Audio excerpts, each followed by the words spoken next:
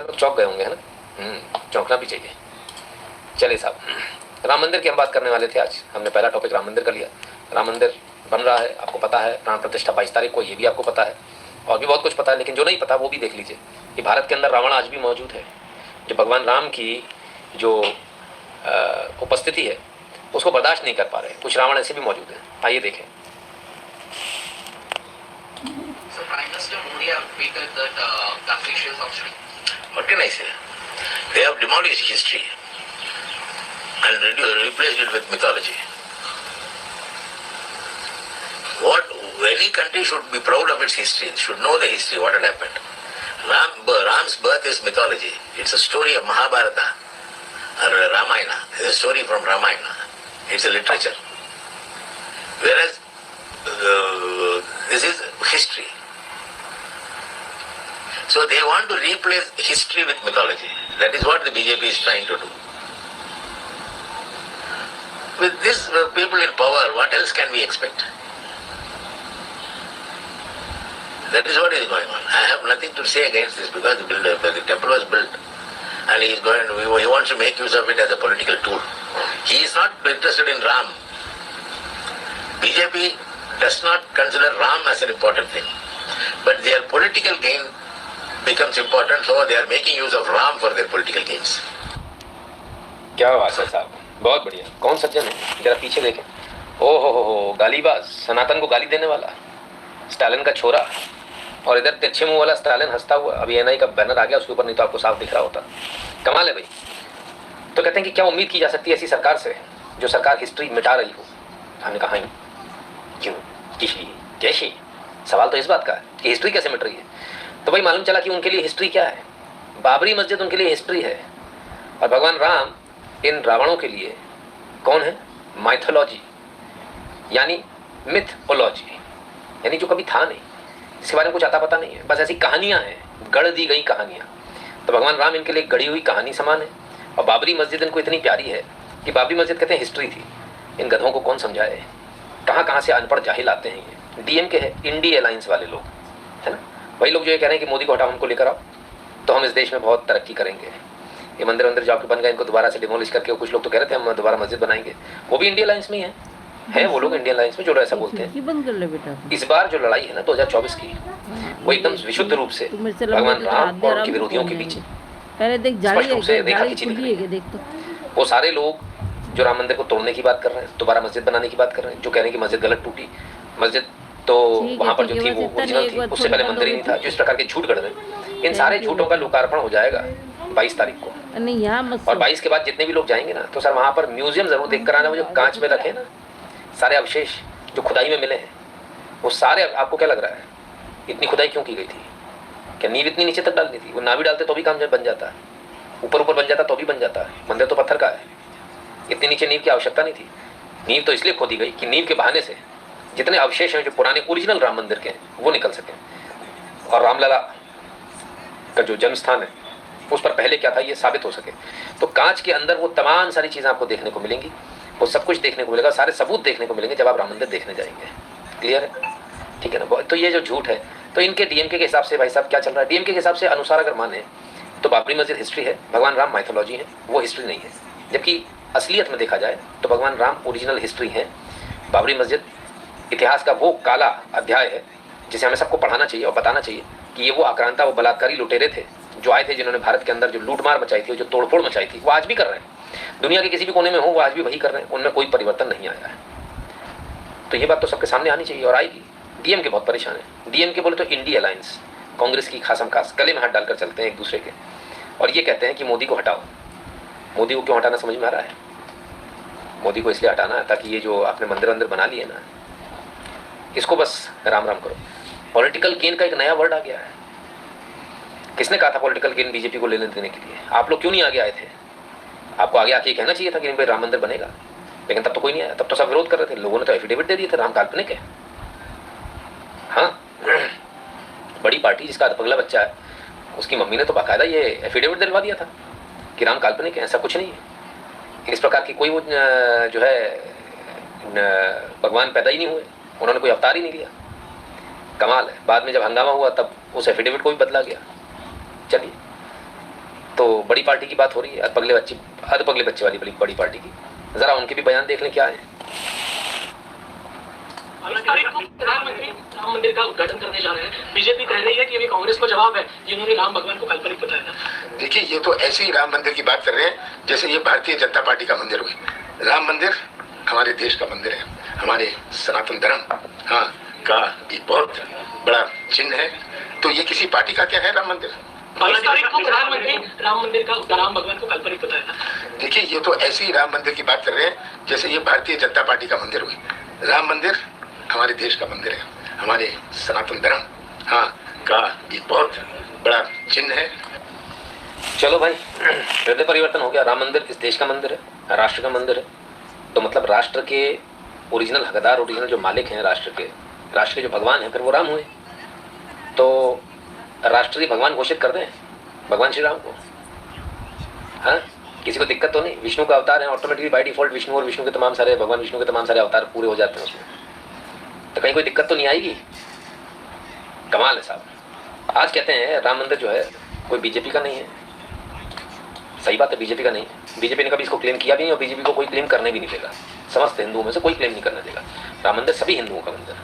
लेकिन जो आज कह रहे हैं कि बीजेपी का नहीं है, बीजेपी उससे फायदा उठा रही है, जरा देखें इनके पहले इनकी भावना क्या थी। 2019 आपके सामने, तब क्या कह रहे थे? मोदी जी की नींद उड़ती है राम मंदिर के प्रति जब चुनाव सामने आता है। उसके पहले 4.5 साल उन्होंने राम मंदिर की बात नहीं करी। अब राम मंदिर उन्हें सूझा है और केवल ये एक राजनीतिक स्टंट है। देखिए, मोदी जी की नींद उड़ती है राम मंदिर के प्रति जब चुनाव सामने आता है। उसके पहले 4.5 साल उन्होंने राम मंदिर की बात नहीं करी। अब राम मंदिर उन्हें सूझा है और केवल ये एक राजनीतिक स्टंट है। ये तो ऐसे ही राम मंदिर की बात कर रहे हैं जैसे ये भारतीय जनता पार्टी का मंदिर हुई। राम मंदिर हमारे देश का मंदिर है, हमारे सनातन धर्म का एक बहुत बड़ा चिन्ह है। तो गजब दोगलापन है भाई, गजब दोगलापन। कभी कहते थे कि राम मंदिर को लेकर बीजेपी सीरियस ही नहीं है, बनाना ही नहीं चाहती। कभी कहते थे तारीख नहीं बता रहे, तारीख बता दी, बनाने लगे। अब कहते हैं कि पूरे देश का मंदिर है, सबका मंदिर है। सनातन की बात कौन कर रहा है? कमलनाथ जी। कमलनाथ जी को तो बहुत सारे लोग बोलते हैं कि वो कन्वर्ट हो गए हैं, क्रिप्टो क्रिश्चियन, ऐसा कुछ तो भी बोलते हैं, क्रिश्चियन हो चुके हैं, ऐसा पता नहीं, मुझे मालूम नहीं। बहुत सारे लोग तमाम सारी सोशल मीडिया पे आजकल लिखते रहते हैं। उनमें से कुछ लोगों ने लिखा कि भाई कमलनाथ जी तो हिंदू ही नहीं। यहाँ पर भी बहुत सारे लोग लिख रहे हैं कि वो तो हिंदू ही नहीं, सनातन अनातन की बातें कर रहे हैं। पता नहीं कहाँ से कैसे कैसे लोग ऐसे शब्द अच्छे ढूंढ लाते हैं साहब। चलिए, इनको तो फिर भी आप जेल लोगे, अभी तो और भी हैं साहब, अभी और है, बाकी है। एक से बढ़कर एक आ रहे हैं साहब। जिन्होंने राम मंदिर का विरोध किया, भगवान राम का विरोध किया, वो लोग निकल कर आ रहे हैं। चलिए जरा एक की और सुने। ये तो साथ में थे, पर इनका भी हृदय परिवर्तन हो चुका है भाई। पीछे देख के आप समझ जाएंगे। नहीं, इनको मत देखिएगा, बस इनको देख लीजिए, आप समझ जाएंगे। एक ऐतिहासिक क्षण है। लंबे संघर्ष के बाद ही राम मंदिर बन रहा है। इस पे किसी तरीके की राजनीति नहीं होनी चाहिए या राजनीतिक फायदा उठाने का काम नहीं करना चाहिए, क्योंकि ये देश का जुड़ा हुआ मुद्दा है, देश की आस्था का जुड़ा हुआ मुद्दा है, देश की संस्कृति का मुद्दा है। बस उम्मीद यही है कि जिन्होंने इसकी शुरुआत की थी, LK अडवाणी जी रहे हों, बहुत सारे लोग रहे हों जिन्होंने इसको मुकाम तक लाए हैं, और खास करके सुप्रीम कोर्ट के वो सारे जजेस हों जिन्होंने इसकी सुनवाई की, उन सबको भी निमंत्रण दिया जाएगा। और शिवसेना का भी इसमें काफी योगदान रहा है संघर्ष में। उद्धव साहब ठाकरे जी जब मुख्यमंत्री बने थे तो वो वहाँ पर अयोध्या पहुंचे भी थे, और मुख्यमंत्री होने के नाते और राजनीतिक पक्ष के लीडर होने के नाते उन्होंने भव्य राम मंदिर बने, उसके लिए एक योगदान भी दिया था। तो उम्मीद करते हैं सभी को बुलाया जाएगा और राजनीति से दूर रखा जाएगा। 2024 के चुनाव में इस्तेमाल नहीं किया जाएगा। सबको बुलाया जाएगा? नहीं, बुलाया तो जाएगा। किसको बुलाया जाएगा किसको नहीं मालूम। बुलाया तो बहुत सारे लोगों को जा रहा है। सूची तो बड़ी लंबी चौड़ी है, किसकी क्या है हमें पता नहीं, और बताना भी नहीं चाहिए। क्यों बताएंगे? क्यों, किस लिए? जिनको बुलाया जाएगा उन तक निमंत्रण पहुंच जाएगा, वो पहुंच जाएंगे। जिनको नहीं बुलाया उनको नहीं मिलेगा। सवाल इस बात का है कि जिस राम मंदिर को लेकर कल तक लोग विरोध कर रहे थे, उस राम मंदिर को लेकर अचानक से इतने उत्तेजित होने लगे, इतने आंदोलित होने लगे कि बीजेपी इसका फायदा ले रही है। भाई बीजेपी जब से बनी है तब से उसके मैनिफेस्टो में लगातार राम मंदिर रहा है, नॉन स्टॉप रहा है। ऐसा नहीं कभी भी उन्होंने बोला राम मंदिर, एकदम स्पष्ट रूप से कहा है। बीजेपी चाहे अटल बिहारी वाजपेयी हो, चाहे LK अडवाणी हो, चाहे बीजेपी का कोई भी नेता हो, उन्होंने स्पष्ट रूप से टाइम एंड अगेन बार बार हर अपने भाषण में इस बात को कहा है कि राम मंदिर हमारे लिए राजनीतिक मुद्दा नहीं है, हमारे लिए आस्था का मुद्दा है। आज आस्था निकल आई सबकी। कल तक तो कोई नहीं आ रहा था निकल कर आस्था की बात करने। बीजेपी तो शुरू से कह रही है कि आस्था बाई डिफॉल्ट, अगर बीजेपी को उसका बेनिफिट मिलेगा तो इसमें कोई ये तो है नहीं। दूसरी बात, जिस प्रकार से डीएमके ने, जिस प्रकार से कमलनाथ बोल रहे हैं बीजेपी का मंदिर, बीजेपी ने कभी इसको क्लेम नहीं किया, पहली बात। दूसरी बात, बीजेपी अपने पैसों से इस मंदिर को नहीं बना रही, बनाना चाहती तो बना लेती। एक एक व्यक्ति, पूरे समग्र हिंदू समाज का इसमें पैसा लगा है, समग्र हिंदू समाज का ये मंदिर है, इसमें कोई दो राय नहीं कि इस मुद्दे की आवाज़ उठाने के लिए बीजेपी ने काम किया। बीजेपी इस पर लगातार आवाज़ उठाती रही है, वो एक अलग बात है, लेकिन मंदिर सारे हिंदुओं का है, जिसमें वो भिखारी भी शामिल है। याद कीजिए, जिसने अपनी भीख में से पैसे निकाल के 10 रुपये का नोट दिया था, उसकी रसीद कटी थी, मैंने वीडियो दिखाया था आपको, जिसमें वो अम्मा बाबूजी भी शामिल हैं जिनके पास खाने को नहीं था। याद था वो पन्नी के अंदर पन्नी में से निकाल के पैसे दिए थे, वो अम्मा याद है, वो निकाल के ऐसे धीरे से अपने वो पल्लू में से वो गुटली बना के जो रखा था उसमें से खोल के पैसे निकाल के देना। इन सब का मंदिर है। अगर ये मंदिर किसी का नहीं है तो ये उन लोगों का मंदिर नहीं है जिन्होंने राम मंदिर के विरोध में आवाज़ उठाई थी। आज वो अपने गिरबान में झांक कर देखें, अपने दिल पर हाथ रखें, हमें कुछ कहने की जरूरत नहीं है। उनको मालूम है कौन है। जब आप अपने नेता के साथ खड़े होकर भगवान राम को गाली दे रहे थे, जब राम मंदिर का विरोध कर रहे थे, तब आपको समझ में नहीं आया था? आपकी गैरत ललकारती नहीं है? आपको और आपके पूरे खानदान को राम मंदिर में प्रवेश से वर्जित कर देना चाहिए कायदे से। तो लेकिन हिंदू समाज है, बहुत विराट है, सबको माफ कर देता है, एंट्री सबको मिलेगी, नहीं मिलनी चाहिए। उन लोगों को तो बिल्कुल नहीं मिलनी चाहिए जिन्होंने इस मंदिर का विरोध किया। मेरा तो ऐसा मानना है, हो सकता है आप लोगों को कुछ और मानना। ऐसे लोगों को सबक देना बहुत आवश्यक है, क्योंकि जब तक आप ऐसे लोगों को सबक नहीं देंगे बात नहीं बनेगी। प्रकाश पॉल जी, बहुत बहुत धन्यवाद भैया, आइए, स्वागत है आपका, बहुत बहुत धन्यवाद आपका। तो कमाल के लोग हैं साहब, जो कल तक विरोध कर रहे थे राम मंदिर का, अब वो राम मंदिर को लेकर इतने उत्साहित हैं फोटो ऑप के लिए कि हमें भी बुलाओ। काम ऐसे करो कि लोग घर चल के बुलाएं। पर last but not the least, India alliance वाले लोग हैं ये, इनको राम मंदिर में आना है। अच्छा, आरजेडी के विधायक साहब बताए जा रहे हैं, सुन तो लें जरा, सनातन की शान बता रहे थे अभी थोड़ी देर पहले कांग्रेस वाले भाई साहब। दुर्गा कौन थी? देवी कहा जाता है हिंदू धर्म का। दुर्गा कौन थी? देवी कहा जाता है हिंदू धर्म का। दुर्गा का उत्पत्ति कैसे हुआ? दुर्गा का उत्पत्ति कैसे हुआ? हम हिंदू धर्म ग्रंथ हम नहीं पढ़े, आप बता सकते हैं, आप लोग विरोध करते हैं। नहीं तो आप पूछ रहे तो बताइए ना। हिंदू धर्म ग्रंथ हम का उत्पत्ति लोग बोलता है कि सारे देवताओं ने मिलकर, जिसमें शंकर जी भी थे, महिषासुर को मारने के लिए सब देवताओं ने मिल करके दुर्गा का एक प्रकार से बोले कि आविष्कार किया। तो दुर्गा को जो देवता ने आविष्कार किया वो सभी देवताओं का दुर्गा बेटी हुई। लेकिन दुर्गा सिंदूर क्यों लगाती है? और मनुवादी कहता है कि दुर्गा शंकर भगवान की पत्नी है, जबकि शंकर भगवान ने ही आविष्कार किया। इसका मतलब कि अपने मतलब बेटी को पत्नी बनाया। ये सब मनुवादियों का षड्यंत्र है। और महिषासुर को दुर्गा को हत्या करने के लिए इन लोगों ने उपयोग किया है, और महिषासुर का वध नहीं, हत्या हुआ है।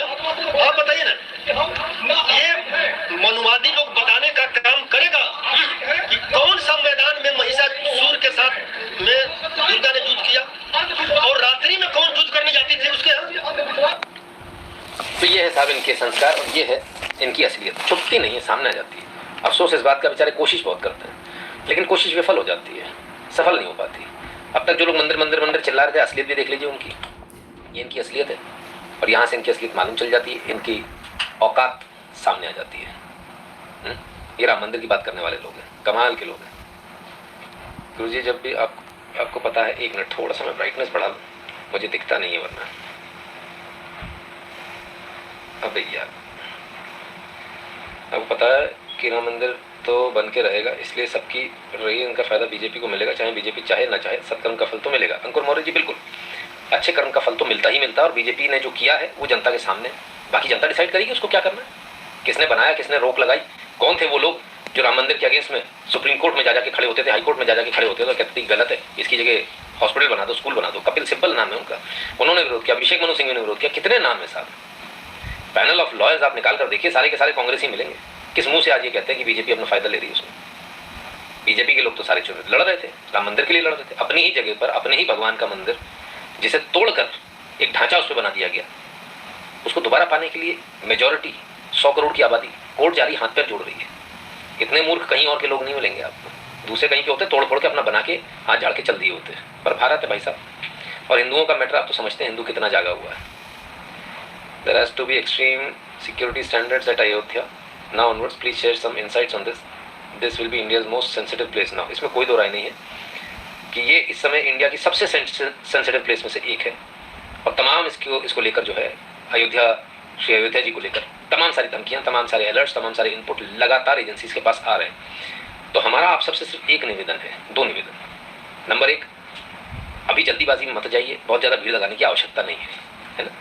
नंबर 2, जब तसल्ली से जाइए जब भीड़ कम हो। नंबर 2 पर आप देश के किसी भी कोने में रहते हो, खासकर दिल्ली, मुंबई और जहाँ भी इंटरनेशनल फ्लाइट्स आती हैं, जहाँ से बाहर से लोग आते हैं, वो लोग और भी अन्य लोग भी इस बात का विशेष ध्यान रखें कि आपके आसपास क्या कोई नया व्यक्ति आया है, कोई संदिग्ध व्यक्ति है क्या, और यदि हो तो तुरंत पुलिस को सूचना दें।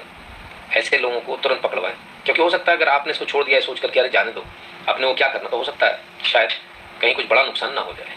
तो इसलिए आप सबको अपनी आंखें खुली रखनी है, आप सबको देखना है कि कैसे हम इन लोगों को जल्दी से जल्दी पकड़ सके, वहाँ पहुँचने से पहले पकड़ सके। नवीन जी बहुत बहुत धन्यवाद भैया, स्वागत है। तो कुल मिलाकर ये है कहानी, राम मंदिर को लेकर बड़ी खींचातानी चल रही साहब, बड़ी एक तरह से हाथापाई चल रही, कहें तो गलत नहीं होगा। इतना ज़्यादा दर्द हमें नहीं पता था, इतना दर्द भी होगा किसी को, लेकिन ऐसा गजब का दर्द। चलो कोई नहीं सर, होता है। आगे चले, उससे पहले आपको याद दिला